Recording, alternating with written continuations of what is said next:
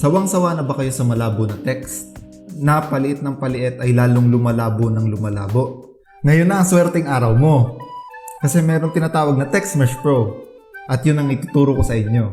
Kapag may bago kayong Unity, kailangan nyo lang i-import yung TMP Essentials. Pero kapag luma yung Unity nyo, kailangan nyo munang pumunta sa Window, Package Manager, All Packages, at i-download doon yung TextMesh Pro. Pagkatapos ng gagawa naman tayo ng font asset, pupunta ka sa Window, TextMesh Pro, Font Asset Creator. Tapos, ilalagay mo doon yung font mo at generate. Tapos, pwede mo na siyang gamitin. Mag-add ka lang, tapos UI, tapos TextMesh Pro. At natapos na natin yung pag-add ng TextMesh Pro. At kita nyo naman kung gaano kalinaw yung TextMesh Pro compared dun sa text. Like nyo na rin itong video na to at mag-subscribe kayo sa channel na to at panoorin nyo pa yung mga videos. At hanggang sa muli, ingat kayo palagi.